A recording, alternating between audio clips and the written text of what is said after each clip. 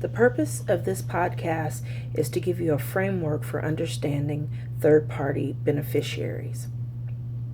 To start, it's helpful to realize that when parties contract, they're in a direct relationship with one another. And this state of being in a contract between the offeror and the offeree is called being in privity of contract.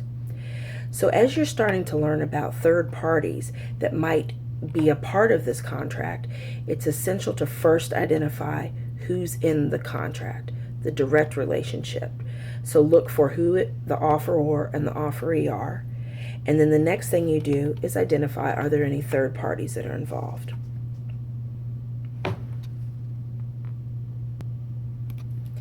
There are 4 classifications for third parties: assignments, delegations, intended third-party beneficiaries, and incidental beneficiaries. So in order to apply the appropriate law for any one of these categories, you need a game plan.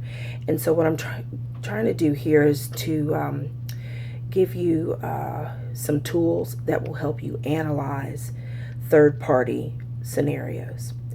So in the focus guided study material, I've actually outlined for you how you can go through identifying what category of third party you're dealing with, and then from there you apply the law. So one of the fundamental things you have to do is be able to read a set of facts or look at a scenario like you'll see on your essays, on your exams, and figure out what's going on and who the players are.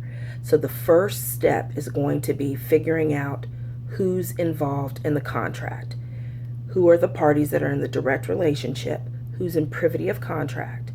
And you actually should state that, because in so doing, you're actually analyzing the facts, but saying parties are in privity of contract is actually a statement of law, and you'll get credit for that. After you figure out who's in the relationship, then figure out who the third parties are. So are there any third parties that are involved or get a benefit from the contractual relationship of the offeror and the offeree? So figure out who's in the direct relationship with one another, who's in the contract. Are there any third parties? And then you have to figure out the timing of when these third parties were involved. Did the third parties become a part of the contract as it was being formed? So was it during the formation of the contract? Or did they become involved after the contract was formed?